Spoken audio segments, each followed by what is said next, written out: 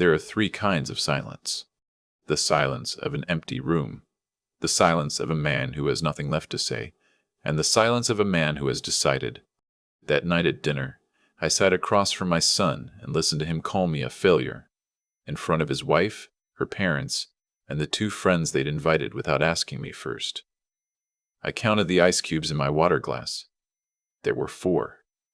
I remember that specifically. 4 ice cubes, and my son's voice carrying over the sound of soft music from the speakers his wife had installed in my dining room.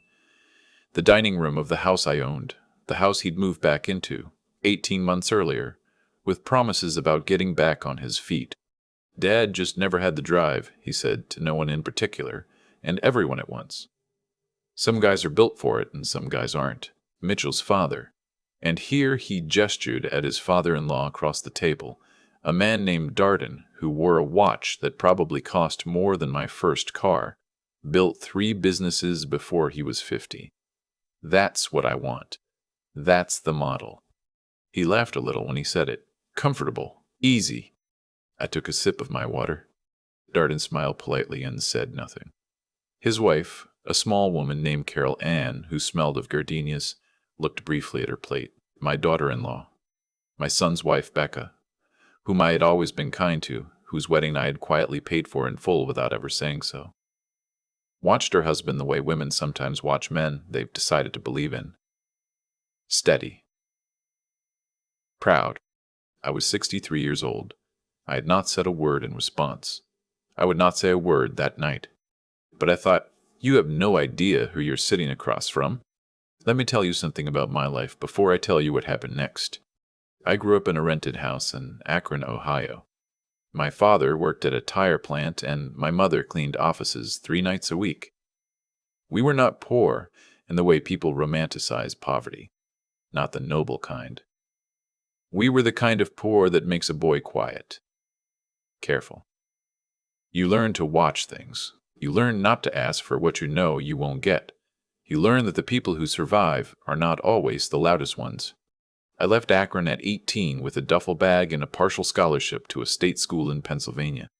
I studied accounting, switched to finance, and spent the first decade of my adult life working for other people and learning everything I could about how money actually moved in the world. Not the textbook version, the real version. The version where a handshake in the right room matters more than a resume, and where the people who appear to be ordinary are sometimes the ones holding the cards. I met my wife, my son's mother, Linda, when I was 27. She was good. The real kind of good, not the performed kind. We were happy for a long time. When she got sick, I held on as long as I could. When she passed, my son was 16, and I will tell you honestly that I made mistakes after that.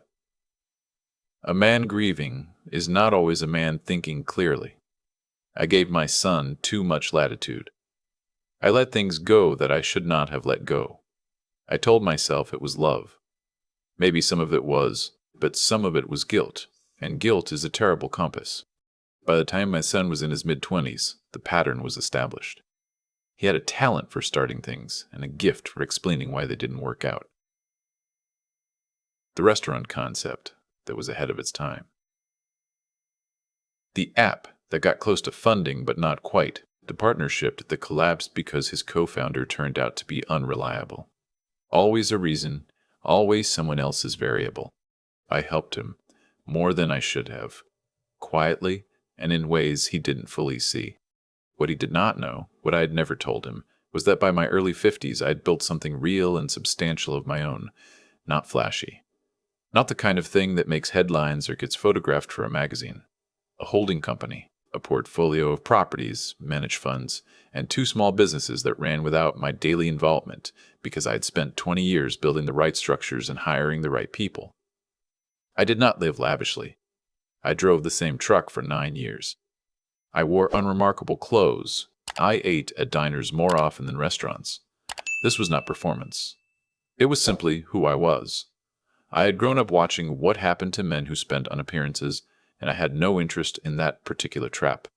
My son, though, had drawn his own conclusions from my appearance. He thought I was a man who had gotten by. Comfortable, maybe, but not substantial. And because I had never corrected that impression, he had built an entire internal story around it. The story required him to be the one who would finally get it right, exceed the father. The old story. I understood it.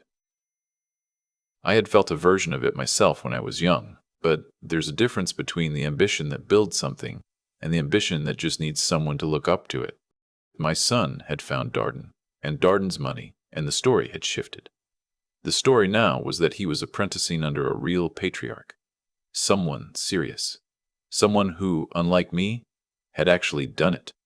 I had not interfered with the story. Until dinner, I did not sleep well that night. Not because I was angry, though I was, but because I had a decision to make and I wanted to make it correctly. By morning, I had decided. I called my attorney, a man named Fielding who had handled my affairs for 15 years. Quiet man, careful. The kind of lawyer who speaks less than you expect and understands more than you realize. I want to review the property agreements, I told him, and the loan documentation. All of it? He asked. All of it. What my son did not know, the house he was living in was mine.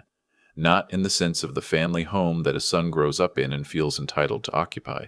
He hadn't grown up in this house. He had moved in 18 months ago when his latest venture had collapsed, and I had allowed it because I had told myself he needed time. But the house was mine. The title was mine. His name was nowhere on it.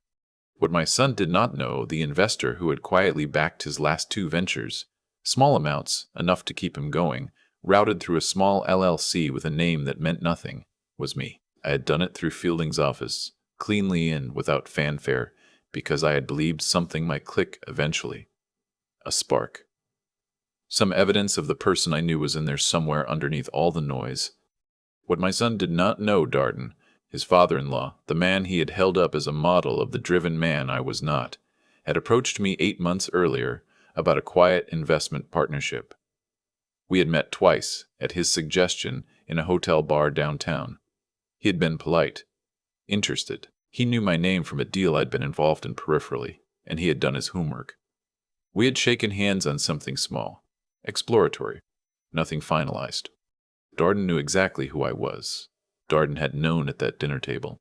He had said nothing, and I respected him for it. He was not my problem to manage. My son was. The first thing I did was send a letter through Fielding to the LLC that had been funding my son's current project, a small logistics consulting idea he'd been developing, mostly on paper, using my house as his office and my Wi-Fi as his infrastructure. The letter indicated that the investor was withdrawing from further participation, and that any outstanding obligations would be settled within 30 days per the agreement. Clean, legal, unambiguous. I did not tell my son. I waited. He found out on a Tuesday, about 10 days later. He called me on my cell phone, voice tight, asking if I knew anything about it. Some investor had pulled out. Did I have contacts who might know who it was? Could I make some calls? I said I would look into it. He thanked me. My son thanked me for offering to help him investigate the thing I had done. I sat in my truck in a parking lot for a while after that call and looked at the steering wheel. I had not expected to feel what I felt. Not satisfaction. Not yet. Something older. Something that felt like the last moment before something irreversible happens. I had been a father for 34 years. I had made mistakes and absorbed them. I had let things go that I should have addressed, and now I was in a parking lot deciding to stop letting things go. I thought about Linda, about what she would have said. I did not think she would have disagreed with me. She had seen the pattern too, near the end. She had worried. She had told me once, quietly, that we were making it too easy, and I had not listened as well as I should have. I put the truck in drive. The second thing I did came 2 weeks later. I had Fielding sent formal notice of termination of the informal residency arrangement at the house. The letter was clear and correct. 30 days, no accusation, no drama, simply a statement that the property owner required the residence for other purposes and that the current occupants were asked to arrange alternative housing within the stated period. My daughter-in-law called me the same evening. She was not unkind, but she was shaken. She asked if we could talk. I said, of course. She came by the next afternoon without my son, and we sat in the kitchen and had coffee. She is not a bad person. I want to be clear about that. She was young, and she had married a man she believed in. And that belief was not entirely without foundation. My son had real qualities: charm, intelligence, a certain creativity. He had simply never been required to apply them under conditions of genuine pressure. I don't understand, she said. Did we do something? I thought about the dinner. I thought about whether to say it directly or to let it sit implied. I decided on direct. Your husband said something at dinner that told me I'd been wrong in my approach, I said.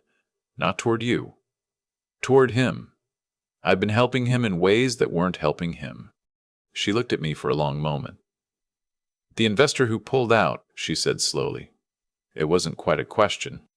I didn't answer that. How long do we actually have? She asked. 30 days from the letter. I'll give you 35. She nodded. She didn't cry, which I respected.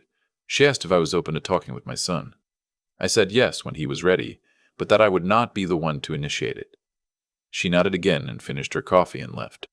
I stood at the kitchen window and watched her car go down the driveway and thought, she is going to be fine, whatever happens. Some people carry something in them that holds. She had it. I was less certain about my son. He came to see me on a Thursday evening, 12 days later. I had known he would come eventually. I had not known what I would say exactly, but I had not prepared a speech. I do not trust prepared speeches. They are for people who need to control the feeling of a moment, rather than live inside it. He looked tired. That was the first thing I noticed. The particular tiredness that comes not from lack of sleep, but from the sustained effort of maintaining a version of yourself that requires too much energy. I had worn that face myself at certain points. I recognized it. He sat across from me at the kitchen table, the same table where I'd sat across from Darden and Carol Ann and listened to what my son thought of me. And he folded his hands and looked somewhere near my shoulder, not quite at my face. I need to understand what's happening, he said. What do you think is happening? He exhaled. It feels like a punishment. Does it? I said. Is it? I took a moment. Outside, a car went by. A dog somewhere was barking at something that had passed. No, I said. It's a correction. He looked at me then, really at me. Maybe for the first time in years. I've been holding things up for you, I said, in ways you weren't aware of. And I've been doing it in ways that allowed you to believe you didn't need me. Both of those things were my mistakes. I'm correcting them. What things? He said. His voice had gone quiet. The confidence had drained out of it, the easy certainty he'd had at dinner. This was a different register, something younger. I remembered it from when he was a boy and something had gone wrong at school. I told him about the LLC. I watched his face as the information settled.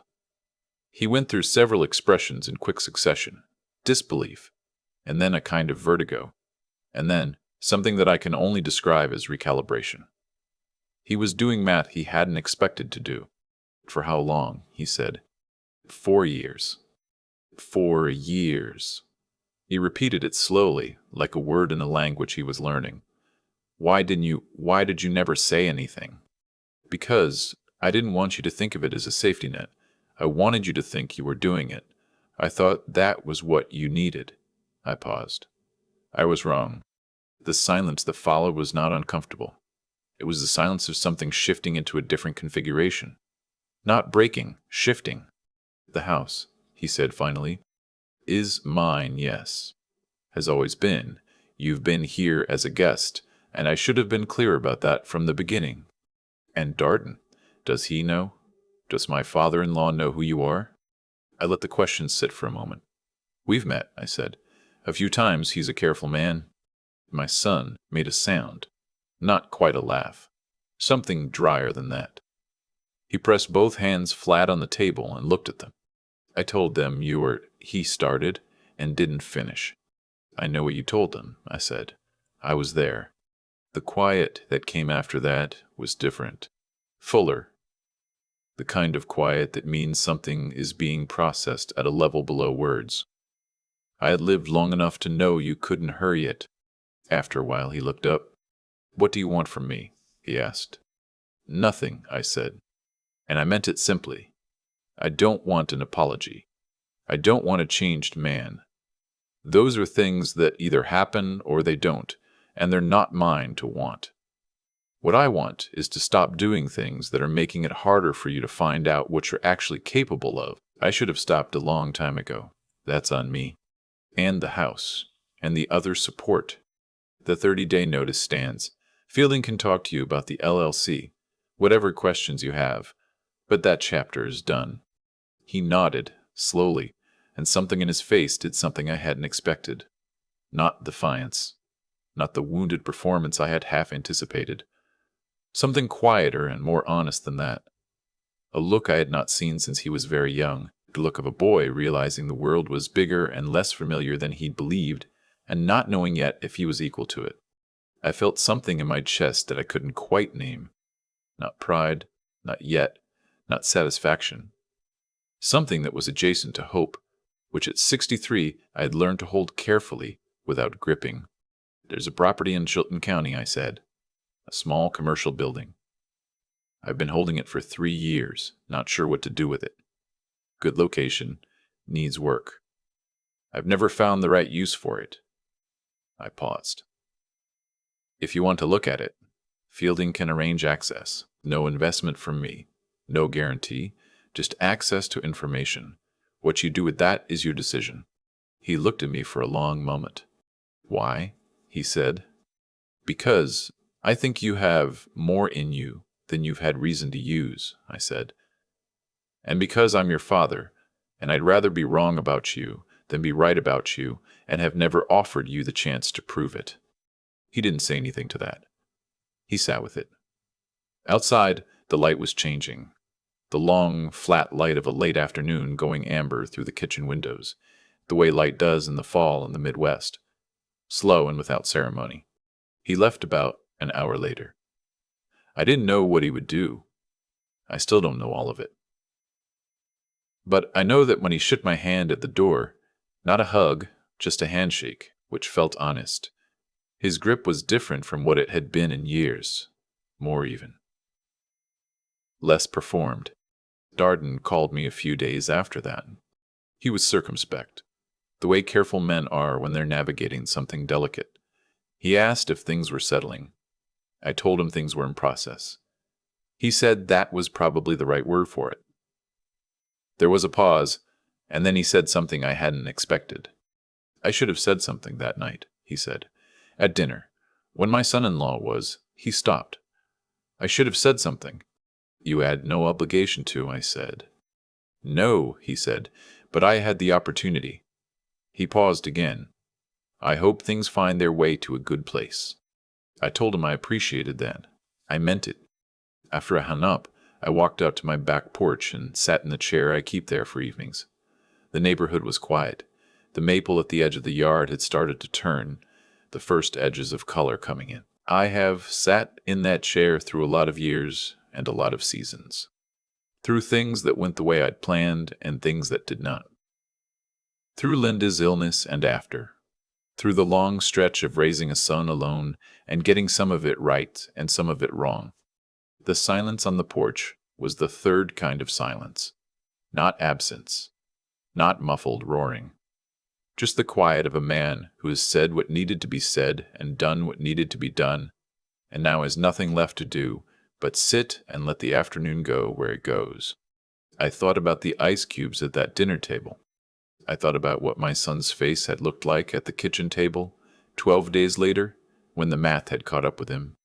I thought about the property in Chilton County, sitting there with its good location and its needed work, waiting to see what someone would decide to do with it. The maple moved a little in the early evening air. One leaf let go and fell, turning once, and was gone. I sat there until it was dark, and I was not unhappy. I keep coming back to that kitchen table. Not the dinner table where my son said what he said, but the quieter one, 12 days later. Just the two of us, and the way the light came through the window at that particular angle that made everything look a little more honest than usual. I spent a long time thinking I was being a good father by absorbing the cost of my son's mistakes. I told myself it was patience. I told myself it was love. And some of it was. But some of it was something I'm less comfortable naming. A kind of avoidance dressed up as generosity. Every time I stepped in quietly, rerouted money through Fielding's office, extended a deadline that should have been held, I was also stepping around the harder conversation. The one that would have required me to say, I see what's happening here, and I'm not going to keep pretending I don't. What I've come to understand is that there's a difference between strength and goodness, and a man who confuses the two does damage he doesn't intend. My son was not a bad person. He had simply never been asked to be his full self. I had made the path so smooth for so long that he'd forgotten, or maybe never learned, what it felt like to find footing on uneven ground. That's not his failure alone. That's mine. Character isn't built in comfort. I knew that. I had lived that. I grew up in a house where nothing came easy and where the lesson of every difficult year was, you figure it out or you don't, but no one is coming to carry you. That experience had made me capable of building something real. And then I had turned around and withheld that same necessary friction from my own son because I loved him, and because watching someone you love struggle is genuinely painful, and because it was easier to fix things quietly than to sit with the discomfort of letting him fail. What I should have understood sooner is that a man's judgment, the real kind, the kind that holds under pressure, only develops when he's required to exercise it. You can't shortcut that. You can't fund your way around it. Wisdom, the practical kind that actually helps you navigate a life, comes from making decisions with real consequences and living inside the results. I had been robbing my son of exactly that, and his character, the ethical core of him, how he treated people, what he valued, what he was willing to say out loud at a dinner table that was a product of what had been required of him. Very little had been required of him. So very little had developed. The night he came back and we sat together in the kitchen, I did not give him a speech. I don't believe in speeches. I told him the truth about what I had done and why I was stopping. I offered him one door, the Chilton County property, nothing guaranteed, and I left the rest to him. Whether he walks through that door or not, I can't control. What I can tell you is that the conversation we had that evening was the most honest one we'd had in years. Maybe ever, and that honesty, that willingness to finally sit across from each other without the comfortable fiction between us. That felt more like fatherhood than anything I'd done in a long time.